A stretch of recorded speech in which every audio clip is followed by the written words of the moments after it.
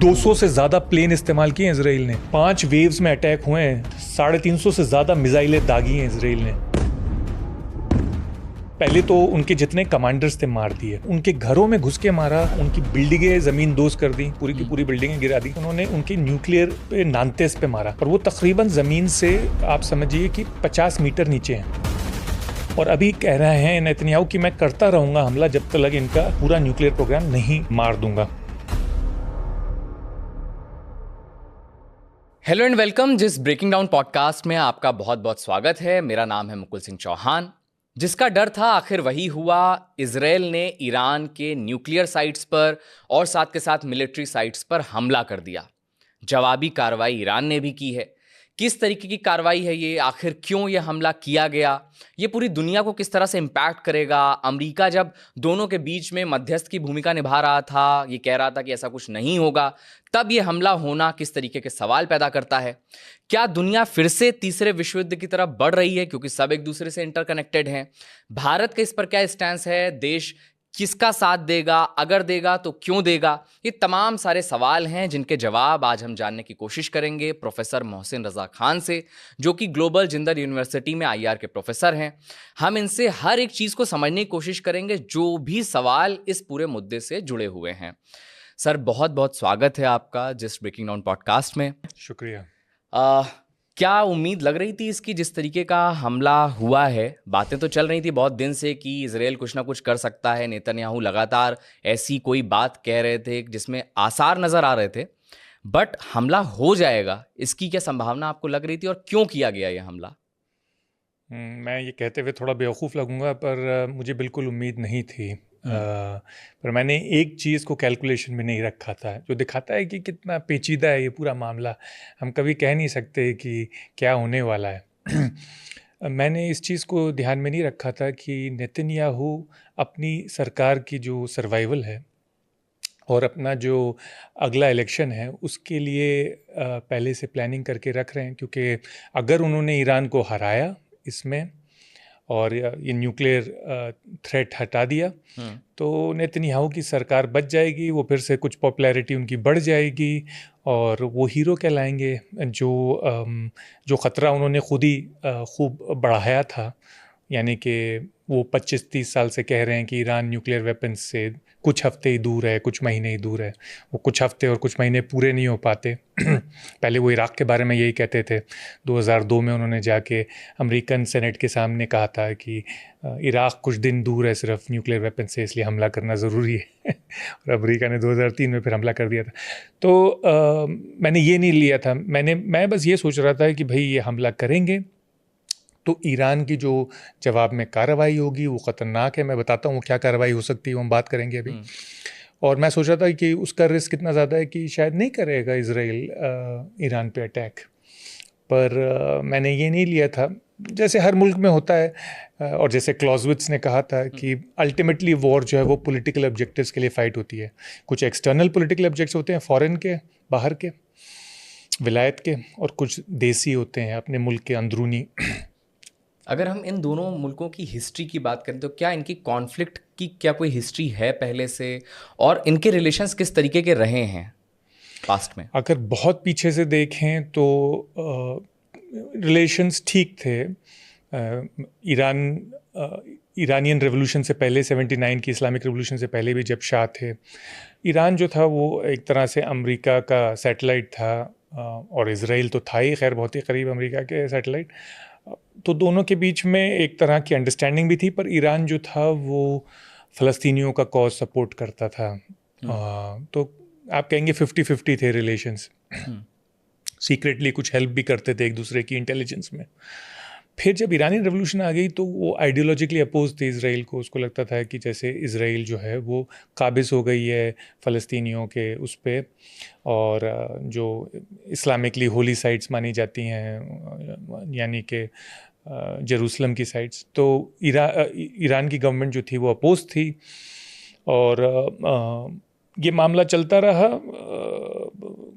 कुछ धमकियां आती थीं एक दूसरे की तरफ से, पर जब ईरान ऐसा लगा इजराइल को और अमेरिका को कि वो न्यूक्लियर रिफाइनिंग शुरू कर रहा है, तब से 1990s से ज़्यादा इनकी हॉस्टिलिटी बढ़ गई, एक दूसरे से रंजिश बढ़ गई। फिर आपको पता है इसके काफ़ी, मतलब शायद आपके दर्शकों को कुछ को पता होगा कुछ को नहीं, कि कई अटेम्प्ट्स हुए, इन्होंने बुश के ज़माने से, जॉर्ज बुश जूनियर के ज़माने से, जो ओबामा के ज़माने में वो चीज़ें फिर फल लाईं। कई कोशिशें की गई कि ईरान का न्यूक्लियर प्रोग्राम रोक दिया जाए। मिसाल के तौर पे एक प्रोग्राम था ओलंपिक गेम्स करके, जिसमें उन्होंने कुछ वर्म्स डाल दिए थे, साइबर वर्म्स डाल दिए थे ईरान के न्यूक्लियर सेंट्रीफ्यूग्स के कंट्रोल पैनल में। यानी कि ईरान के 2-3 जगह न्यूक्लियर रिफाइनरिंग होती है। एक तो नांतेज़ है, नांतेज़ में उन्होंने जो उनके सेंट्रीफ्यूग्स हैं उनके अंदर उनको, और वो भी बहुत इंटरेस्टिंग है कि बिना वायर के, वायरलेस टेक्नोलॉजी से उन्होंने उनके अंदर एक वायरस डाल दिया। वो इतनी तेज़ घूमे सेंट्रीफ्यूग्स, थाउजेंड्स, हंड्रेड्स ऑफ, लाखों बार एक सेकंड में, हज़ारों बार एक सेकंड में, कि वो ओवरहीट हो गए और ख़राब हो गए। पर उससे रुका नहीं ईरान, 1-1.5 साल में फिर से रिफाइनिंग शुरू कर दी थी। ईरान कहता था हम पीसफुल रीजंस के लिए करते हैं, ये कहते थे कि नहीं ये न्यूक्लियर वेपन्स के लिए करते हैं और ये बस कुछ महीने दूर हैं, ये वो। फिर इजराइल ने कई ईरानियन न्यूक्लियर साइंटिस्ट को असैसिनेट किया। यानी ईरान के अंदर मोसाद ने जाके कभी उनकी गाड़ियों पे बॉम्ब लगा देते थे, कभी उनको गोली मरवा देते थे। ट्रैफिक में वो खड़े हुए हैं बेचारे, उनको गोली मरवा दी उनकी गाड़ी से। कभी एक तो बहुत ही अजीब व गरीब अटैक था, जो ईरान के न्यूक्लियर प्रोग्राम के हेड थे, काफ़ी बुजुर्ग थे वो अपनी बीवी के साथ जा रहे थे। वो उनको हर वक्त सिक्योरिटी भी मिलती थी हाईवे पे।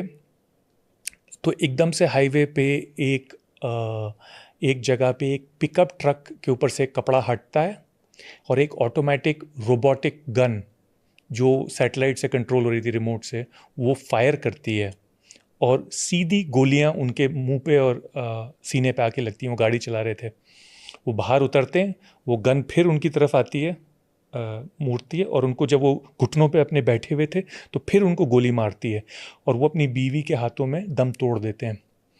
और फिर वो गन उड़ जाती है, उसके टुकड़े उड़ जाते हैं। तो पहले तो लोगों की समझ में नहीं आया, लोगों ने कहा भाई ये तो कोई इन्होंने कमांडोज भेजे थे, किसी ने कहा कुछ। फिर बाद में वो पूरी चीज़ पता चली कि असल में इसका मोसाद कई सालों से ऑपरेशन चला रहा था। मोसाद को पता था ये कि कभी कभी ये महीने में एक बार अपने फार्म हाउस पे जाते हैं, क्या रूट लेते हैं, और पूरा इंटेलिजेंस था। पहले से उन्होंने उस रोबोटिक गन को सेटअप किया था वहाँ पे, और इस तरह से सेटअप किया था कि उन्होंने सारे तार भी आसपास के पावर लाइंस तोड़ दी ताकि मैसेज ना जा पाए कि हमला हो गया उनके ऊपर। उन्होंने अस्पताल आसपास के तक उड़ा दिए थे इजराइल ने, ताकि उनको मेडिकल हेल्प ना मिल सके। और वो जो गन थी, जब गन फायर होती है, आपको पता है गन का रिकॉयल होता है, तो उन्होंने उसको स्टेबलाइज कर दिया था AI से, उस गन को, उसका रिकॉयल, उसमें इस तरह के जायरोज लगाए थे कि वो गन स्टेबलाइज हो जाए। और वो ऑटोमेटिकली सैटेलाइट से मैसेज आ रहा था। जिन लोगों ने पूरा इंतज़ाम किया था वो मुल्क से निकल चुके थे जब ये पूरा हादसा हुआ, तो उनके टॉप साइंटिस्ट को मरवा रहा था इजराइल। और फिर आपको पता है कि सीरिया में जो लेटेस्ट हुआ पिछले 1.5 साल में, कि सीरिया में पहले ईरान ने सीरिया में, ये देखिए इस गेम में कोई अच्छे और कोई बुरे नहीं है, सब इसमें सबके हाथ खून से लदे हुए। ईरान के हाथ खुद सने हुए खून से। सीरिया में घुस गया था ईरान, और जो बहुत बुरे वहाँ के डिक्टेटर थे, बशर अल असद के बेटे, हाफिज अल असद के बेटे बशर अल असद, उनको सपोर्ट किया था ईरान ने। क्यों? ताकि हिजबुल्लाह के लिए कॉरिडोर मेंटेन रहे, एक लैंड कॉरिडोर। ईरान इराक को तो कंट्रोल करता ही है क्योंकि वहाँ की 50% से ज़्यादा आबादी शिया है। वो चाहता था कि सीरिया को भी कंट्रोल कर लें, हालांकि बहुत छोटी सी अलावाइट कम्युनिटी थी, वो भी रिसेंटली शिया डिक्लेयर किए गए थे ईरानियन मुल्लाओं ने, उनको मानते नहीं थे। पहले तो उनको मानते ही नहीं थे शिया, क्योंकि ताकि इस तरह से सीरिया को कंट्रोल कर सकें, क्योंकि सीरिया के थ्रू वो हिजबुल्लाह को कंट्रोल करना चाहते हैं। क्योंकि हिजबुल्लाह जो था वो शिया ऑर्गेनाइजेशन थी लेबनान में, और वो काफ़ी काबिज थी, काफ़ी पावरफुल थी, और वो इजराइल के ऊपर दबाव डालती थी। उसके पास हज़ारों मिसाइलें थी कि अगर ईरान पे अटैक हुआ तो ये ईरानियन प्रॉक्सीज जिसे कहते हैं, उनके पिट्ठू, वो इजराइल पे हमला करेंगे। तो इस तरह से एक प्रेशर बना रहता, एक बंदूक बनी रहती थी दोनों के सर पे। इजराइल ने ईरान के सर पे, ईरान ने इजराइल के सर पे तैनात की हुई थी।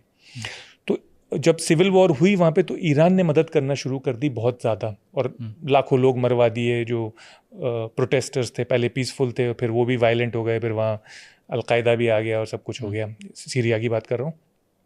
तो सीरिया में भी उनके प्रॉक्सीज थे, वहाँ पे भी उनके जनरल ईरान के रहते थे, इस्लामिक रेवोल्यूशनरी गार्ड के। तो इजराइल ने वहाँ बॉम्ब करवाया उन जनरल्स के हेडक्वार्टर्स पे, कई जनरल्स को मरवाया। उसके बदले में इन दोनों ने एक दूसरे के ऊपर बमबारी की। वो भी आपको किस्सा पता होगा, पिछले साल 2 बार हुई कि एक बार वो जनरल मारे गए उनके चक्कर में हुई, और एक बार इस्माइल हानिया जो हमास के थे एक्सटर्नल अफेयर्स के हेड, वो ईरान में थे, उनकी भी प्रिसिशन बॉम्बिंग की थी। इजराइल ने उनको मरवा दिया था। तो उसके बदले में भी ईरान ने फिर मिसाइलें दागी थी जो रोक दी गई थी, ज़्यादातर कुछ बस अंदर गई थी। तो इनका काफ़ी एक दूसरे के साथ मामला चलता रहा है। अगर दोनों के कंपैरेटिव एक वो हम एनालिसिस करें दोनों की मिलिट्री पावर्स की, कि अगर ईरान और इजराइल के बीच में जो कि अब युद्ध हो गया है, वैसे बेंजामिन नेतन्याहू इसको ऑपरेशन बोल रहे हैं, तो कौन मिलिट्री कैपेबिलिटी कितनी रखता है और कौन भारी नज़र आता है आपको? देखिए, इजराइल खुद भी बहुत एडवांस्ड कंट्री है, बिल्कुल OECD कंट्री है, यानी कि ऐसा ही डेवलप्ड कंट्री जैसे यूरोप और अमेरिका, और उसकी टेक्नोलॉजी बहुत एडवांस है, वेपन्स में एक्सपोर्ट करता है बहुत ज़्यादा, हम भी उससे बहुत हथियार लेते हैं। इजराइल को सारी अमेरिकन टेक्नोलॉजी भी मिलती रहती है। तो इजराइल के पास जो सैटेलाइट इंटेलिजेंस है, उसके अपने सैटेलाइट्स, अमेरिकन सैटेलाइट्स, उसके पास जो सिग्नल्स इंटेलिजेंस है, जो वो सिग्नल सुन सकते हैं, कम्युनिकेशन, जो उनके पास एयर डिफेंस है, और जो उनके पास एंटी रेडिएशन मिसाइल्स हैं, मतलब जो दूसरे का रेडार ख़त्म करने के लिए, मारने के लिए, सेंसर्स अंधा करने के लिए। तो और जो उनके पास स्टेल्थ एयरक्राफ्ट हैं, US के F-35, जो उनके पास स्टैंड ऑफ मिसाइल्स हैं, क्रूज़ मिसाइल्स हैं, उनके पास सबमरीन फायर्ड क्रूज़ मिसाइल्स हैं। तो और ख़ुद इजराइल ही एक लौती न्यूक्लियर पावर है पूरे मिडल ईस्ट में। तो कोई मुकाबला नहीं है इजराइल और उसके बीच में, और अमेरिका की फुल मदद मिलती है उनको, हर वक्त फ्रेश हथियार आते रहते हैं, चाहे वो गाज़ा के लिए हों, चाहे वो सीरिया में मारने के लिए हों, चाहे वो ईरान से मारने के लिए हों। तो बेशक इसमें इजराइल का अपर हैंड है, और इजराइल ने दिखाया ही था कि जब इजराइल ने अभी जो मैं बता रहा था सीरिया में, मैं 2-3 चीज़ें बताना भूल गया आपको, कि सीरिया में उन्होंने एक मिसाइल फैक्ट्री पे अटैक किया था जो ईरान की थी सीरिया के अंदर, उस पर अटैक करके कमांडो रेड, और जब दिल चाहते थे वो वहाँ पे अटैक करते थे ईरानियन और असद की फोर्सेस पे भी। तो वो क्या करते थे कि उनके पास जैमर्स भी हैं, और वो उनके रेडार जैम कर देते थे, और उनके पास एंटी रेडिएशन वेपन्स भी थे। तो जब उन्होंने ये जब अटैक किया, ये कुछ महीने पहले की बात है, हिजबुल्लाह को ख़त्म करने के बाद, नसरुल्लाह जो थे उनके लीडर बेरूत में, और जब ये सीरिया गिर गया उसके बाद इजराइल ने एक बहुत बड़ा अटैक किया ईरान के एयर डिफेंसेस के ऊपर। यानी कि ईरान के सारे एयर डिफेंस रेडार्स निकाल दिए, उनके एंटी एयरक्राफ्ट वेपन निकाल दिए, मिसाइल निकाल दी, एक तरह से ईरान को अंधा कर दिया, निहत्था कर दिया। तो लोग कह रहे थे कि ये एक छोटी विंडो है, जब ईरान के पिट्ठू भी गिर चुके हैं और ईरान के एयर डिफेंस भी गिर चुके हैं, तो क्यों ना हम ईरान की न्यूक्लियर साइट्स पे हमला करें।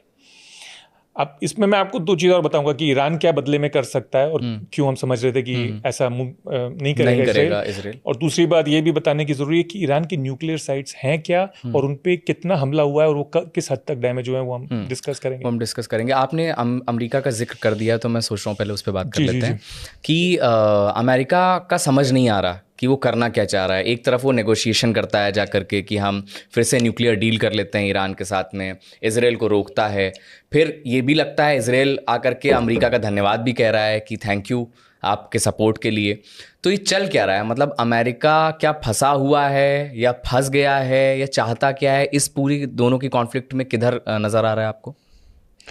देखिए, अमेरिका जो ट्रंप के सपोर्टर्स हैं, वोटर्स हैं, और ट्रंप खुद एक नई वॉर नहीं चाहते मिडिल ईस्ट में। बहुत जंगें लड़ ली अमेरिका ने, वो थक चुके हैं। वो तो नोबेल प्राइज़ चाहते हैं, पीस। ऊपर से वो नोबेल प्राइज़ भी चाहते हैं पीस का, कि मैं पीस मेकर हूँ, और वो चाहते हैं कि ज़्यादा फोकस इकोनॉमिक्स और ट्रेड पे हो।